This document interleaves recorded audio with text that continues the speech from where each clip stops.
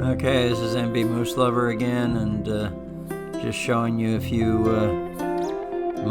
bull moose rubs that are basically done to mark territory by bull moose in the mating season.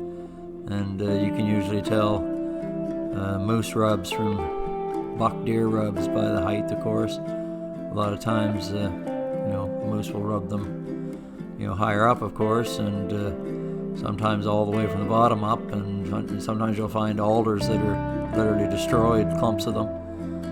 It's quite something to see, and if you're lucky enough to get to videotape it, it's nice.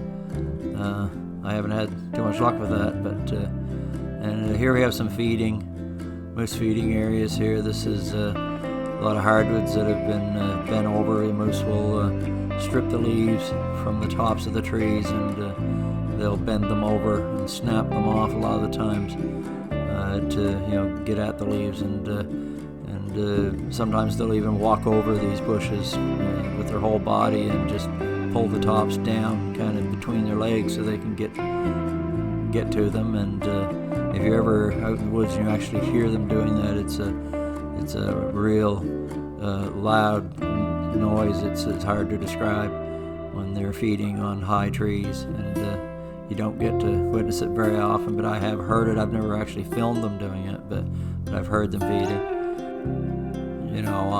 On the high stuff, I mean, it sounds like a machinery going right through the woods. It's quite something. You'll see them in my videos feeding on short bushes, but not real tall trees.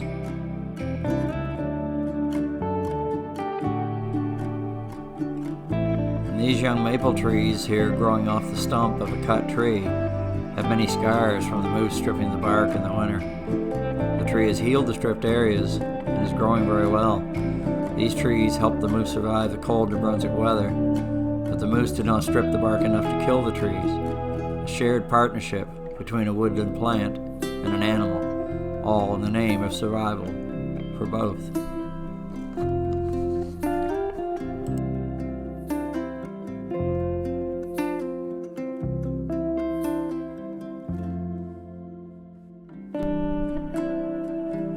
And then to round out our little video here, I got a couple of spider webs that I happened to film after a heavy frost and the sun coming out. MB Moose Lover, thanks for watching.